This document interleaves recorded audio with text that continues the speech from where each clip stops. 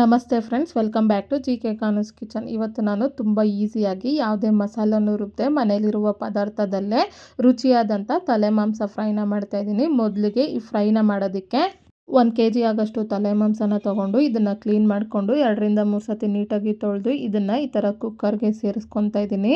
ಹಾಗೆಯೇ 1/4 table spoon ಆಗೋಷ್ಟು ಅರಿಶಿನ ಪುಡಿ, ರುಚಿಗೆ ತಕ್ಕಷ್ಟು ಕಲ್ಲುಪ್ಪು, ಹಾಗೆಯೇ ಸ್ವಲ್ಪ ನೀರನ್ನ ಸೇರಿಸ್ಕೊಂಡು ಈಗ ಒಂದು ಸಾರಿ ಇದನ್ನು ಮಿಕ್ಸ್ ಮಾಡ್ಕೊತಾ ಇದ್ದೀನಿ. ಈ ಥರ ಮಿಕ್ಸ್ ಮಾಡ್ಕೊಂಡಾದ್ಮೇಲೆ ಸ್ಟವ್ನ ಆನ್ ಮಾಡಿಕೊಂಡು ಕುಕ್ಕರ್ ಮುಚ್ಚಳನ ಮುಚ್ಚಿ 3ರಿಂದ 4 ವಿಷಿಲ್ ಕೂಗಿಸ್ಕೊಂಡು ಇದನ್ನು ಪಕ್ಕಕ್ಕೆ ಇಟ್ಕೋಬೇಕು. ಈಗ ಈ ಫ್ರೈನ ಮಾಡೋದಕ್ಕೆ ಈ ಥರ ಒಂದು ಕಡಾಯಿನ ತಗೊಂಡು ಸ್ವಲ್ಪ ಎಣ್ಣೆನ ಸೇರಿಸಿ ಎಣ್ಣೆ ಕಾದ್ಮೇಲೆ 1/2 ಟೇಬಲ್ ಸ್ಪೂನ್ ಆಗೋಷ್ಟು ಸೋಂಪು, 1 ಮೀಡಿಯಂ ಸೈಜ್ ಇರುವಂಥ ಈರುಳ್ಳಿನ ಸಣ್ಣದಾಗಿ ಕಟ್ ಮಾಡಿ ಸೇರಿಸ್ತಾ ಇದ್ದೀನಿ. ಹಾಗೆ ಸ್ವಲ್ಪ ಕರಿಬೇವನ್ನ ಸೇರಿಸಿ ಈ ಥರ ಮಿಕ್ಸ್ ಮಾಡ್ಕೊತ ಈರುಳ್ಳಿ ಎಲ್ಲ ಈ ಥರ ಲೈಟ್ ಗೋಲ್ಡನ್ ಬ್ರೌನ್ ಬರೋ ತನಕ ಫ್ರೈ ಮಾಡ್ಕೊಂಡಾದ್ಮೇಲೆ ಈಗ ಇದಕ್ಕೆ 1 ಟೇಬಲ್ ಸ್ಪೂನ್ ಆಗೋಷ್ಟು ಶುಂಠಿ ಬೆಳ್ಳುಳ್ಳಿ ಪೇಸ್ಟು, 1.5 ಟೇಬಲ್ ಸ್ಪೂನ್ ಆಗೋಷ್ಟು ಖಾರದ ಪುಡಿ, 2 ಟೇಬಲ್ ಸ್ಪೂನ್ ಆಗೋಷ್ಟು ಆಚಿ ಮಟನ್ ಮಸಾಲಾನ ಸೇರಿಸಿ ಈಗ ಒಂದು ಸಾರಿ ಮಿಕ್ಸ್ ಮಾಡ್ಕೊತ ನಾವು ಹಾಕಿರುವಂಥ ಶುಂಠಿ ಬೆಳ್ಳುಳ್ಳಿ ಪೇಸ್ಟು ಹಾಗೆ ಮಸಾಲ ಪೌಡರ್ ಎಲ್ಲ ಹಸಿ ವಾಸನೆ ಹೋಗೋ ತನಕ ಫ್ರೈ ಮಾಡಿಕೊಂಡು ಇದಕ್ಕೆ ನಾವು ಕುಕ್ಕರ್ನಲ್ಲಿ ಬೇಯಿಸಿಟ್ಟಂಥ ತಲೆ ಮಾಂಸ ನೀರಿನ ಜೊತೆಗೇನೆ ಸೇರಿಸ್ತಾ ಇದ್ದೀನಿ. ಈಗ ಒಂದು ಸಾರಿ ಇದನ್ನು ಮಿಕ್ಸ್ ಮಾಡ್ಕೊತ ಅಲ್ಲಿರುವಂಥ ನೀರೆಲ್ಲ ಡ್ರೈ ಆಗೋ ತನಕ ಈ ಥರ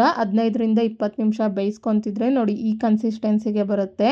ಈ ಥರ ಮಟನ್ನ ಬೇಯಿಸ್ಕೊಂಡಾದ್ಮೇಲೆ ಈಗ ಇದಕ್ಕೆ ಕೊನೆಯದಾಗಿ 1/2 ಟೇಬಲ್ ಸ್ಪೂನ್ ಆಗೋಷ್ಟು ಪೆಪ್ಪರ್ ಪೌಡರ್, 10 ಪೀಸ್ ಆಗೋಷ್ಟು ಸಿಪ್ಪೆ ಬಿಡಿಸಿದಂಥ ಬೆಳ್ಳುಳ್ಳಿನ ಈ ಥರ ಜಜ್ಜಿ ಹಾಕ್ಕೊತಾ ಇದ್ದೀನಿ. ಹಾಗೆ ಸ್ವಲ್ಪ ಸಣ್ಣದಾಗಿ ಕಟ್ ಮಾಡಿದಂಥ ಕೊತ್ತಂಬರಿ ಸೊಪ್ಪನ್ನ ಸೇರಿಸಿ ಈಗ ಇದನ್ನು ಇನ್ನೊಂದು ಸಾರಿ ಈ ಥರ ಮಿಕ್ಸ್ ಮಾಡ್ಕೊತ 1 ನಿಮಿಷ ಫ್ರೈ ಮಾಡಿಕೊಂಡು ಸ್ಟವ್ನ ಆಫ್ ಮಾಡಿಕೊಂಡ್ರೆ ತಲೆ ಮಾಂಸ ಫ್ರೈ ಈ ಥರ ರೆಡಿ ಆಗುತ್ತೆ.